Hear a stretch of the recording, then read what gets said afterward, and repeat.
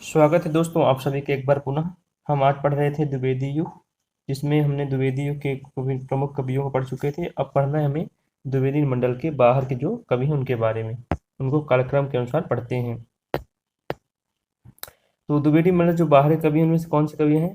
पहले कवि आते हैं नाथूराम शर्मा शंकर। इनका क्या है, जन्म मृत्यु क्या है? 1859 से 1932 ईस्वी तक। जन्म स्थान क्या है इनका? अलीगढ़ है। इनकी रचनाएं कौन कौन सी हैं? अनुराग रत्न, शंकर सरोज, शंकर सरवश 1951 ईस्वी और गर्भरंडा रहेश। तो इनकी कौन कौन सी रचना है? अनुराग रत्न, शंकर सरोज, शंकर सरवश 1951 ईस्वी में और गर्भरंडा रहस। दूसरे कवि हैं बाल मुकुंद गुप्त।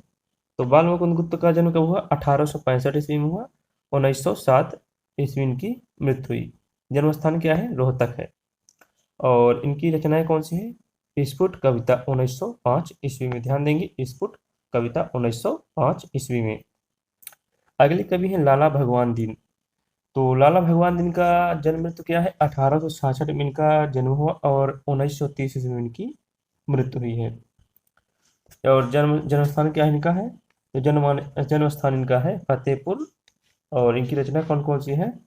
तो इनकी रचना है वीर छत्राणी, वीर बालक, वीर पंचतंत्र, नवीन बीन। अगले कवि हैं राय देवी प्रसाद पूर्ण। राय देवी प्रसाद पूर्ण का जन्म कब हुआ? तो 1868 में हुआ, 1915 ईस्वी तक। और कहाँ हुआ? जबलपुर में हुआ। इनकी रचना कौन कौन सी है? तो धाराधार धावन 1902 ईस्वी में, स्वदेशी कुंडल 1910 ईस्वी में। और इनकी और रचना है मृत्युंजय 1904 ईस्वी में और राम रावण विरोध 1906 ईस्वी में, बसंत वियोग 1912 ईस्वी में और पूर्ण संग्रह। ये किनकी रचनाएं हैं? तो राय देवी प्रसाद की रचनाएं हैं। और आगे भी हैं अगले कवि। अगले कवि हैं द्विवेदी मंडल के बाहर, कौन है?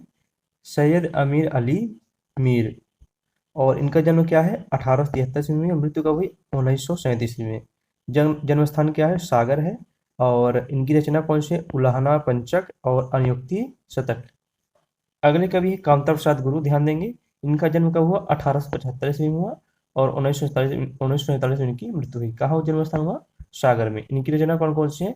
भौमासुरवध, विनय पचासा, पद्य पुष्पावली, शिवाज दासी रानी। अगले कवि हैं गया प्रसाद शुक्ल स्नेही। तो दया प्रसाद शुक्ल स्नेही का जन्म कब हुआ? 1883 ईस्वी और मृत्यु कब हुई? 1972 ईस्वी। कहाँ जन्म हुआ? उन्नाव में हुआ। और इनकी रचना कौन कौन सी है? कृषक क्रंदन, प्रेम पचीसी, राष्ट्रीय वीणा, त्रिशूल तरंग, करुणा कदम्बनी। किनकी रचना है? तो गया प्रसाद शुक्ल स्नेही की है। अगले कवि है रूप नारायण पांडे। रूप नारायण पांडे का जन्म कब हुआ? 1884 ईस्वी में। कहाँ हुआ? लखनऊ में हुआ। इनकी रचना कौन कौन सी? पराग 1924 ईस्वी में, वन वैभव। अगले कवि है राम नरेश त्रिपाठी। राम नरेश त्रिपाठी का जन्म कब हुआ? तो 1889 ईस्वी में हुआ, 1962 में मृत्यु हुई। कहाँ हुआ? जौनपुर में जन्म स्थान है। और इनकी रचना कौन कौन सी है? मिलन है 1927 ईस्वी में, पथिक 1920 ईस्वी में, मानसी 1927 ईस्वी में, स्वप्न 1929 ईस्वी में और कविता कौमुदी। तो किनकी रचना ही है? राम नरेश त्रिपाठी की है। अगले कवि हैं गोपाल ठाकुर गोपाल शरण सिंह। इनका जीवन काल क्या है? 1895 से 1960 ईस्वी तक। जन्म स्थान क्या है इनका? रीवा है। इनकी रचना कौन कौन सी है? माधवी, मानवा, संचिता, ज्योतिस्मृति। ये किनकी रचनाएं हैं? तो ठाकुर गोपाल शरण सिंह की। माधवी, मानवी, संचिता, ज्योतिस्मृति। अगले कवि हैं मुकुटधर पांडे। इनका जीवन काल क्या है? 1895 से 1984 ईस्वी। और इनका जो जन्म स्थान क्या है? बालापुर, जो छत्तीसगढ़ में करंट में है। इनकी रचना कौन कौन सी है? आंसू, उद्गार, पूजा फूल, कानन कुसुम। ध्यान देंगे, इनकी रचनाओं को ध्यान देंगे। आंसू, उद्गार, पूजा फल, पूजा फूल, कानन कुसुम। आगे देखते हैं नाथूराम शर्मा समस्या पूर्ति और अतिशयोक्ति पूर्ण कविता करने में प्रवीण थे। तो जो नाथूराम शर्मा थे वो कैसे कविता लिखते थे? तो समस्या पूर्ति और अतिशयोक्ति पूर्ण कविता करने में माहिर थे। आगे है नाथूराम शर्मा शंकर को कविता कामनी कांत, भारतेंदु प्रजा, साहित्य सुधाकर आदि उपाधियां प्राप्त थीं। तो नाथूराम शर्मा कौन कौन सी उपाधियां प्राप्त थी? तो इनको उपाधियां प्राप्त थी कविता कामनी कांत, भारतेंदु प्रजा, साहित्य सुधाकर। आगे है नाथूराम शर्मा शंकर कृत गर्भरंडा रहस्य एक प्रबंध काव्य है। ध्यान देंगे इनकी रचना गर्भरंडा रहस्य एक प्रबंध काव्य है, जिसमें विधवाओं की बुरी स्थिति और देव मंदिरों की अनाचार का वर्णन किया गया है। तो नाथूराम शंकर की जो कृति है प्रबंध काव्य है गर्भरंडा रहस्य, इसमें जो विधवाओं की बुरी स्थिति और देव मंदिरों का अनाचार का वर्णन किया गया है, ध्यान देंगे। आगे है राय देवी प्रसाद। राय देवी प्रसाद पूर्ण ने सन 1902 ईस्वी में कालिदास के मेघदूत का ब्रजभाषा धाराधार धावन शीर्षक से अनुवाद किया। तो जो राय देवी प्रसाद पूर्ण है 1902 ईस्वी में कालिदास की जो ग्रंथ है मेघदूत, उसको ब्रजभाषा में धाराधार धवन शीर्षक से अनुवाद किया था। आगे है राय देवी प्रसाद पूर्ण को खड़ी बोली की रचित कविताएं निम्न हैं। तो राय देवी जो हैं उनकी जो रचनाएं हैं खड़ी बोली में, उनको देख लेते हैं। तो अमल ताश ध्यान देंगे, बसंत वियोग, स्वदेशी कुंडल, नए सन का स्वागत, नवीन संवत्सर का स्वागत, ये किनकी रचनाएं हैं? तो राय देवी प्रसाद पूर्ण की रचनाएं हैं। आगे है कामता प्रसाद गुरु को प्रसिद्धि का मूलाधार उनकी हिंदी व्याकरण है। इन्हें हिंदी भाषा का पाणिनि भी कहा जाता है। तो जो कामता प्रसाद गुरु है इनका प्रसिद्धि का मूलधार क्या है? हिंदी। रचना कौन सी है? हिंदी व्याकरण है। हिंदी व्याकरण है जो हिंदी भाषा का पाणिनि भी कहा जाता है इन्हें। ठीक है, ध्यान देंगे हिंदी भाषा का पाणिनि किस तरह कहा जाता है? तो कामता प्रसाद गुरु को कहा जाता है। आगे है कामता प्रसाद गुरु का भौमा सुरबत और विनय पचासा ब्रजभाषा में है तथा पद्य पुष्पावली खड़ी बोली में। इनकी जो रचनाएं हैं भावमा सुरवध और विनय पचासा किस भाषा में? ब्रजभाषा में है। और जो पद्य पुष्पावली है वो खड़ी बोली भाषा में है। गया प्रसाद शुक्ल सिंगारिक कविताएं स्नेही उपनाम से लिखते थे तथा राष्ट्रीय भावनाओं कविता त्रिशूल उपनाम से लिखते थे। तो जो गया प्रसाद शुक्ल है वो सिंगारिक कविता कैसे किस नाम से उपनाम से लिखते थे? तो स्नेही उपनाम से लिखते थे। और जो राष्ट्रीय भावनाओं कविताएं जो किस भाव से लिखते थे, किस उपनाम से लिखते थे? त्रिशूल उपनाम से लिखते थे। ध्यान देंगे इंपॉर्टेंट है ये कि गया प्रसाद शुक्ल सिंगारिक कविताएं किस नाम से उपनाम से लिखते थे? स्नेही नाम से। और राष्ट्रीय कविताएं राष्ट्रीय भावनाओं कविता किस उपनाम से लिखते थे? तो त्रिशूल नाम से लिखते थे। आगे गया प्रसाद शुक्ल स्नेही खड़ी बोली में कवित्व और सवैया छंदों का प्रयोग करने में प्रवीण थे। तो जो गया प्रसाद शुक्ल स्नेही है ये खड़ी बोली में कवित्व और सवैया छंदों का प्रयोग करते थे। ठीक है। रामनरेश त्रिपाठी स्वतंत्रतावाद के दूसरे प्रसिद्ध कवि हैं। तो स्वतंत्रतावाद के दूसरे प्रसिद्ध कवि कौन से हैं? तो रामनरेश त्रिपाठी जी हैं। ठीक है। रामनरेश त्रिपाठी ने मिलन, पथिक और स्वप्न शीर्षक से 3 काल्पनिक खंड काव्य लिखे हैं। तो रामनरेश त्रिपाठी ने कौन कौन से खंड काव्य हैं? तो मिलन, पथिक, स्वप्न, जो इनके 3 काल्पनिक खंड काव्य हैं। रामनरेश त्रिपाठी कृत मानसी इनकी फुटकर कविताओं का संग्रह कहा जाता है। तो मानसी इनकी जो रचना है वो फुटकर कविताओं का संग्रह कहा जाता है। आगे है रामनरेश त्रिपाठी ने कविता कौमुदी शीर्षक से 8 भागों में ग्राम गीतों, उर्दू, बंगला, संस्कृत की कविताओं का संकलन एवं संपादन किया है। तो जो रामनरेश त्रिपाठी हैं इन्होंने जो इनका जो कविता कौमुदी शीर्षक से लिखा गया है इसमें 8 भाग जैसे ग्राम गीतों, उर्दू, बंगला एवं संस्कृत कविताओं का संकलन भी किए हैं और संपादन भी किए हैं। आगे है मुकुटधर पांडे को आचार्य रामचंद्र शुक्ल ने छायावाद प्रवर्तक स्वीकार किया है। तो ध्यान देंगे आचार्य रामचंद्र शुक्ल ने छायावाद का प्रवर्तक किसे स्वीकार किया है? तो मुकुटधर पांडे को स्वीकार किया। बहुत इंपॉर्टेंट, ध्यान देंगे इसको। आगे मुकुटधर पांडे लोचन प्रसाद पांडे के अनुज थे। तो जो मुकुटधर पांडे हैं वो लोचन प्रसाद पांडे के भाई थे। ठीक है, इन्हें पांडे बंधु भी कहा जाता है। आगे देखते हैं मैथिली शरणगुप्त और मुकुटधर पांडे द्विवेदी युग के प्रसिद्ध प्रगीतकार माने जाते हैं। तो द्विवेदी युग के प्रसिद्ध प्रगीतकार कौन कौन माने जाते हैं? तो मैथिली शरणगुप्त और मुकुटधर पांडे द्विवेदी युग के प्रसिद्ध प्रगीतकार माने गए हैं। ठीक है। आगे देखते हैं द्विवेदी काल ब्रजभाषा काल का क्रमानुसार देखेंगे। ठीक है, द्विवेदी काल और ब्रजभाषा काव्य का काल क्रमानुसार देखेंगे। तो इसमें पहले कवि कौन आते हैं? तो जगन्नाथ दास रत्नाकर का संक्षिप्त जीवन परिचय देख लेते हैं। तो जगन्नाथ दास का मूल नाम क्या था? जगन्नाथ दास था। इनका जीवन काल क्या है? 1886 से 1932 ईस्वी तक है। इनके पिता क्या नाम था? तो पुरुषोत्तम दास था। और गुरु कौन थे? नवनीत लाल चतुर्वेदी थे। उपनाम क्या है इनको? उपाधि कौन सी मिली थी? तो रत्नाकर की मिली थी। ठीक है। रत्नाकर उर्दू में जकी उपनाम से कविता करते थे। तो उर्दू में किस नाम से कविता करते थे? तो जकी उपनाम से कविता करते थे, ठीक है। रत्नाकर की प्रमुख काव्य कृतियां निम्नलिखित हैं। तो इनकी जो काव्य कृतियां उनको देख लेते हैं। पहली की रचना है, ध्यान देंगे इनकी रचना को, गंगा अवतरण 1927 ईस्वी, उर्धव शतक 1929 ईस्वी, हरिश्चंद्र हिंडोला 1894 ईस्वी, श्रृंगार लहरी, कलकाशी, वीराष्टक वीराष्टक। तो किनकी रचनाएं हैं? तो ये रत्नाकर जी की प्रमुख काव्य कृतियां हैं। आगे है कि रत्नाकर ने अंग्रेजी विद्वान पोप के एशे आन क्रिस्टजिन का रोला छंद में समालोचना दर्श शीर्षक से अनुवाद किया है। तो रत्नाकर जी ने जो अंग्रेजी विद्वान है पोप, उनकी कौन सी रचना है? एशे आन क्रिटिसिज्म को रोला छंद में, किस छंद में? रोला छंद में समालोचना दर्श शीर्षक से अनुवाद किया है। आगे है सत्यनारायण कविरत्न ने, जो इनका जीवन काल है 1880 से 1928 ईस्वी तक, की समस्त रचनाओं का संकलन बनारसीदास चतुर्वेदी ने हृदय तरंग के शीर्षक से प्रकाशित कराया। तो जो सत्यनारायण कविरत्न कवि हैं, तो इनकी जो समस्त रचनाएं का जो रचनाओं का संकलन था, उसको बनारसीदास चतुर्वेदी ने हृदय तरंग शीर्षक से प्रकाशित कराया था, ठीक है। कविरत्न की प्रसिद्ध कविताएं कौन कौन सी हैं? तो भ्रमर दूत और प्रेम कली इनकी प्रसिद्ध कविताएं हैं, रचनाएं, ठीक है। कविरत्न ने भवभूत के उत्तर रामचरित और मालती माधव तथा लॉर्ड मैकाले के अंग्रेजी खंडकाव्य होर्सेस का ब्रज भाषा में अनुवाद किया है। तो जो कविरत्न हैं, इन्होंने भवभूत के उत्तर रामचरितम और मालती माधव और तथा लॉर्ड मैकाले की जो रचना है अंग्रेजी खंडकाव्य होर्सेस का ब्रज भाषा में अनुवाद किया है। आगे देखते हैं द्विवेदी युगीन महत्वपूर्ण कवि, उनके महाकाव्य।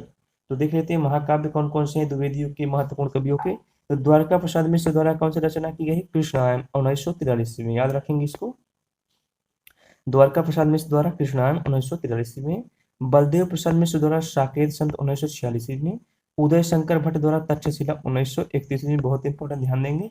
प्रताप नारायण पुरोहित द्वारा नल नरेश 1933 ईस्वी में। गुरभक्त सिंह, इनकी कौन सी महाकाव्य है? तो नूर जहां 1935 ईस्वी और विक्रमादित्य 1947 ईस्वी। अगले हैं अनूप शर्मा। तो अनूप शर्मा कौन सा महाकाव्य है? इनका है सिद्धार्थ 1937 ईस्वी, सर्वाणी 1948 ईस्वी, वर्धमान 1951 ईस्वी। अगले कवि है श्याम नारायण पांडे, जिनका महत्वपूर्ण महाकाव्य कौन सा? हल्दी घाटी जौहर 1945 ईस्वी। अगले कवि है मोहनलाल महतो, इनकी कौन सी रचना है? आर्यावर्त 1943 ईस्वी। अगले है हरद दयालु सिंह, इनकी कौन सी रचना है? तो दैत्य वंश 1940 ईस्वी और रावण 1952 ईस्वी। तो ये द्विवेदी युगीन के महत्वपूर्ण जो कवि हैं उनके महाकाव्य हैं। आगे देखते हैं द्विवेदी युगीन कवियों की महत्वपूर्ण काव्य पंक्तियां देख लेते हैं। तो जो द्विवेदी युग के प्रमुख कवि हैं, उनके कवि और उनकी जो रचनाएं उनकी पंक्तियां हैं, उनको आप देख लेते हैं, ठीक है। पहले कवि आते हैं श्रीधर पाठक, इनकी कौन सी रचना है? कौन सी पंक्तियां शुरू करते हैं इनकी पंक्तियां? तो निज भाषा बोलहु लिखहु पढ़हु गुनहु सब लोग करहु सकल विषयन विषय निज भाषा उपजो। बहुत इंपॉर्टेंट पंक्ति, इसको ध्यान देंगे। आगे है वंदनीय वह देश जहाँ के देशी निज अभिमानी हो, बंधुता में बधे परस्पर परता की अनजानी हो। बहुत इंपॉर्टेंट पंक्ति इनकी है। जगत है सच्चा तनिक न कच्चा समझो बच्चा इसका भेद, जगत है सच्चा तनिक न कच्चा समझो बच्चा इसका भेद। अगली पंक्ति कौन सी इनकी है? प्रकृति यह एकांत बैठी निज रूप समारति, पल पल पलटती भेष क्षणिक छवि छिन छिन धारती। अगली पंक्ति कौन सी है? लिखो ना करो लेखनी बंद, श्रीधर सम सब कवि स्वच्छंद। अगली कवि इनकी है नाना कृपान निज पान लिए, वो पुनील वसन परिधान किए, गंभीर घोर अभिमान हिये, छाकी परिजात मधुपान किए। अगली इनकी काव्य पंक्तियां हैं कि विजन वन प्राण था, प्रकृत मुख शांत था, अटन का समय था, राजन का उदय था। अगली पंक्ति इनकी है कहीं पे कहीं पर स्वर्गीय कोई बाला सुमन वीणा बजा रही है, सुरों के संगीत की सी कैसी सुरीली गुजार आ रही है। अगली है इस भारत में बन पावन तू ही, तपस्वियों का तप आश्रम था, जगतत्व की खोज में लग्न जहाँ ऋषियों का आभग्न किया श्रम था। दूसरे कवि हैं द्विवेदियों के महावीर प्रसाद द्विवेदी। इनकी रचनाओं की पंक्ति देख लेते हैं। पहली पंक्ति इनकी है कि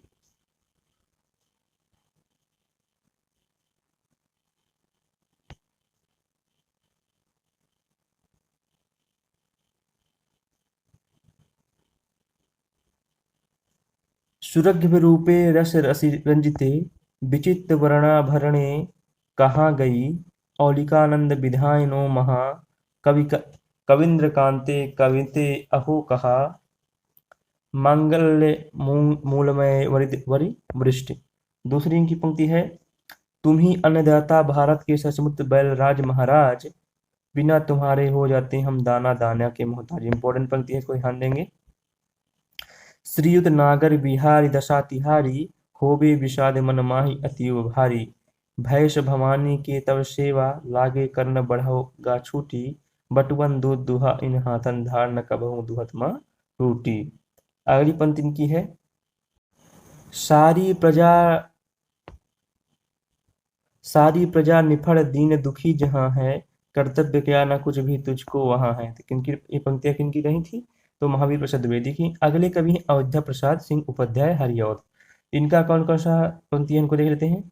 बहुत ही इंपॉर्टेंट। पर पहली पंक्ति है जो दिवस का अवसान समीप था गगन था कुछ लोहित हो चला तरुषिका पर थी अब राजती कमलनी खुद प्रल्लभ की प्रभा। तो ये कहाँ से ली गई है? तो ये परिप्रवास से ली गई है। बहुत इंपॉर्टेंट पंक्ति को ध्यान देंगे, इंपॉर्टेंट पंक्ति है ये। अगले है प्रिय पति वह मेरा प्राण प्यारा कहाँ दुख जलने डूबी का सहारा कहाँ लख मुख जिसका मैं आज लो जीत सकी हूँ वह हृदय हमारा नयन तारा कहाँ। अगली पंक्ति है रूपोद्यान प्रफुल्ल प्राया कालिका राके दुबीवा नाना तवनगी कल हसीनी सुरसिका क्रीड़ा काला पुतली। अगली पंक्ति है शोभा वराधि की अमूल्य मणिसी लावण्य लीला मयी श्री राधा मृद भाषणी मृगदृगी मधुर सन्मूर्ति थी।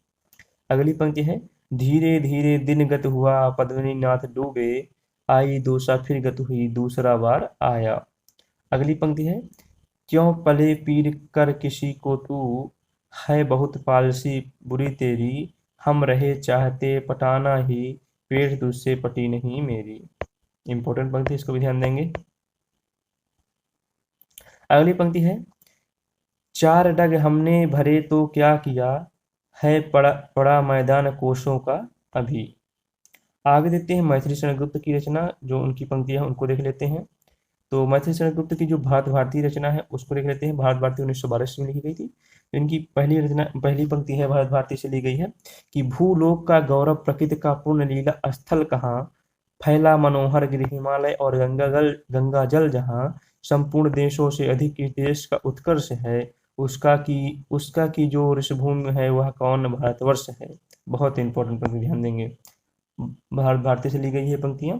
दूसरा पंक्ति है हम कौन थे क्या हो गए और क्या होंगे अभी आओ विचारें आज मिलकर ये समस्याएं सभी। इंपॉर्टेंट पंक्तियां, इनको ध्यान देंगे।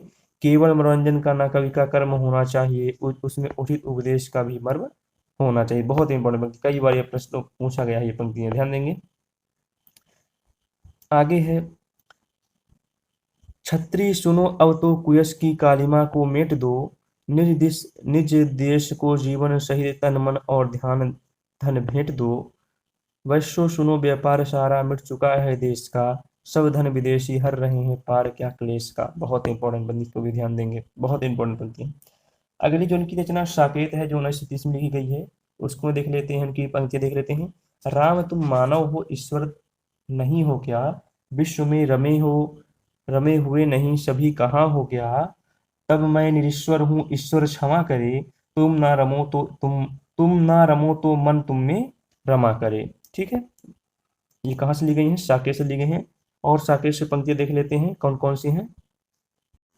जो साकेत रचना है उसमें और पंक्तियां हैं कि भव में नव वैभव व्याप्त कराने आया नर को ईश्वरता प्राप्त कराने आया संदेश यहाँ मैं नहीं स्वर्ग का लाया, इस भूतल को ही स्वर्ग बनाने आया। अगली पंक्ति है, पहले आंखों में थे मानस में कूद मग्न प्रिय अब थे, छींटे वहीं उड़े थे बड़े बड़े अस्त्र वे कब थे। अगली पंक्ति है, सख नील नवस्वर से उतरा यह हंस आहा तरता तरता, अब तारक मौक्तिक शेष नहीं निकला जिनको चरता चरता। ध्यान देंगे ये पंक्ति को। अगला है, घटना हो चाहे घटा उठ नीचे से नित्य, आती है ऊपर सखी छाकर चंद्र देती। ये भी इंपॉर्टेंट पंक्ति है। अगले है, बेदने तू भी भली बनी, बेदने तू भी भली बनी, पाई मैंने आज तुझी में अपनी चाह धनी। इंपॉर्टेंट पंक्ति है ये भी। अगली, हाँ मेरे कुंजों का कूजन रोकर निराश होकर सोया, वह चंद्रोदय उसका उड़ा रहा है धवल वसन सा धोया। अगली पंक्ति है, मेरे चपल यौवन बाल, अचल अंचल में पड़ा सो मचल कर मत साल। और अगली पंक्ति है, शक निरख नदी की धारा, ढलमल ढलमल चंचल अंचल, झलमल झलमल तारा। अगली पंक्ति है, ओ मेरे मानस के हास, खिलस सहस्त्र दल सरस सुवास। अगली पंक्ति है, सजन रोता है मेरा गान, प्रिय तक नहीं पहुंच पाती उसकी कोई तान। अगली पंक्ति है, बस इसी प्रिय कानन कुंज में मिलन भाषण के स्मृत पुंज में, अभय छोड़ मुझे तुम दीजियो हसन रोदन से न पसीजियो। इंपॉर्टेंट पंक्ति है। और अगली जो पंक्ति उनकी रचना है यशोधरा, इसमें जो पंक्ति है उनको देख लेते हैं कि सख वे मुझसे कहकर जाते, सख वे मुझसे कहकर जाते। दूसरी की पंक्ति है, बहुत इंपॉर्टेंट पंक्ति है, बहुत इंपॉर्टेंट पंक्ति है कि, तो अबला जीवन हाय तुम्हारी यही कहानी, आंचल में है दूध और आंखों में पानी। बहुत इंपॉर्टेंट पंक्ति है, कई बार परीक्षाओं में पूछी गई है, वेरी वेरी इंपॉर्टेंट है। अगली जो उनकी रचना है पंचवटी, तो पंचवटी से कुछ पंक्तियां हैं उनको भी देख लेते हैं कि, चारों चंद्र की चंचल किरणें खेल रही थी जल थल में, स्वच्छ चांदनी छिटक रही है आवनी और अम्बर तल में। बहुत इंपॉर्टेंट पंक्ति है ये भी। अगले कवि है नाथूराम शंकर, नाथूराम शर्मा शंकर। इनकी जो पंक्ति है उनको देख लेते हैं कि, देशभक्त वीरों मरने से नेक नहीं डरना होगा, प्राणों का बलिदान देश की वेदी पर करना होगा। अगली पंक्ति है, छड़ी धार छैल छबीले बनो, रंगीले रसीले फबीले बनो, न चूको भले भोग भोगी बनो, किसी भिड़नी के वियोगी बनो। अगली पंक्ति इनकी है कि, भड़क भुला दो भूतकाल की, सजिए वर्तमान के साज, फैशन फेर इंडिया भर के गोरे, गॉड बनो ब्रज राज। और इनकी पंक्ति उनको देख लेते हैं। नाथुराम शंकर की और पंक्ति एक है, शंकर नदी नद नदी सन के नीरन की, भाप बन अंबर ते ऊंची चढ़ जाएगी। अगले कवि है रामनरेश त्रिपाठी, रामनरेश त्रिपाठी पंक्ति पढ़ लेते हैं, देख लेते हैं। गंध विहीन फूल हैं जैसे चंद्र चंद्रिकाहीन, यूं ही फीका है मनुष्य जीवन प्रेम विहीन। अगला पंक्ति है, प्रेम स्वर्ग है स्वर्ग प्रेम है, प्रेम आसंग अशोक, ईश्वर का प्रतिबिंब प्रेम प्रेम हृदय आलोक। अगली पंक्ति है, सच्चा प्रेम वही है जिसकी तृप्ति आत्म बल पर हो निर्भर, त्याग बिना निष्प्राण प्रेम है करो प्रेम से प्राण निछाड़। इंपॉर्टेंट पंक्ति, इसको ध्यान देंगे। अगली पंक्ति है, देश प्रेम वह पूर्ण क्षेत्र है, अमल असीम त्याग से विलसित, आत्मा के विकास से जिसमें मनुष्यता होती है विकसित, पराधीन रहकर अपना सुख शोक ना कह सकता है, वह अपमान जगत में केवल पशु ही हो सकता है। बहुत इंपॉर्टेंट पंक्ति, ध्यान देंगे रामनाथ त्रिपाठी जी की।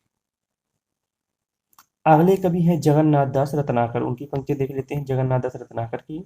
पहली पंक्ति है जगन्नाथ दास रत्नाकर की कि, नंद औ जसोमत के प्रेम पगे पालन की, लाड़ भरे लालन की लालच लगवाती। दूसरी पंक्ति है, रूप रस पीवत आघात ना हो तो जो तब, सोई अब आंसू है ऊबर गिरबो करे। तीसरी पंक्ति है, भेजे मन भावन के उधव के आवन की, सुध ब्रज गावन पै पावन जावे लागी। चौथी पंक्ति है, दीन दशा देख ब्रज बालन की उधव की, गरिगो गुमान ज्ञान गौरव उठाने सी। पांचवीं की पंक्ति है, कान्हा दूत के धौ ब्रह्मा दूत हैं पधारे आप, धरे प्रण फेरन को मौत मति, धने धरे प्रण फेरन की मति ब्रजवारी की। अगले कवि हैं कवि रत्न सत्यनारायण कवि रत्न। इनकी पंक्तियां देख लेते हैं कि अलबेली कहु बेली द्रुमन सी लिपटी सुहाई, धोए धोए पातन की अनुपम कमनाई। दूसरी पंक्ति इनकी है सत्यनारायण कवि रत्न की कि लख वह सुषमा जाल लाल निज बिन नदरानी, हर सुध उमड़ी घुमड़ी तन उर अति अकुलानी। तीसरी पंक्ति है कौने भेजो दूत पूत सुबीथा सुनावे, बातन में बहराई जाय ताको यह लावे, नित नव परत अकाल काल को चलत चहु, जीवन को आनंद न देखो जात यहाँ कहूँ। अगली पंक्ति है इनकी कि जे तज मातृभूमि सो ममता होत प्रवासी, तिन्हें विदेशी तंग करते हैं विपता खांसी। अगली पंक्ति इनकी है पढ़ी न अक्षर एक ज्ञान सपनों न पायो, दूध दही चाटन में सबरो जन गमायो। अगली पंक्ति है सत्यनारायण कवितरण की अंतिम पंक्ति है कि नारी शिक्षा निरादत जे लोग अनारी, स्वदेश आवनाति प्रचंड पातक अधिकारी। तो यहाँ से हमारा जो द्विवेदी युग है वो खत्म हो चुका है और आगे हम पढ़ेंगे छायावाद जो 1818 से 1936 ईस्वी तक है।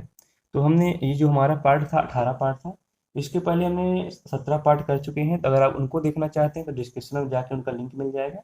और भी लिंक देखना है पहले भी हिंदी साहित्य से जो मॉडल पेपर है साल पेपर है, तो आप डिस्क्रिप्शन में जाके लिंक देख लें या टेलीग्राम चैनल ज्वाइन कर लें। और अगला हमारा जो टॉपिक होगा वो छायावाद के ऊपर होगा। तो बने रहें चैनल साथ, शेयर करें वीडियो को, सब्सक्राइब करें चैनल को और दोस्तों को शेयर करें ताकि अधिक लोगों को प्राप्त हो। धन्यवाद।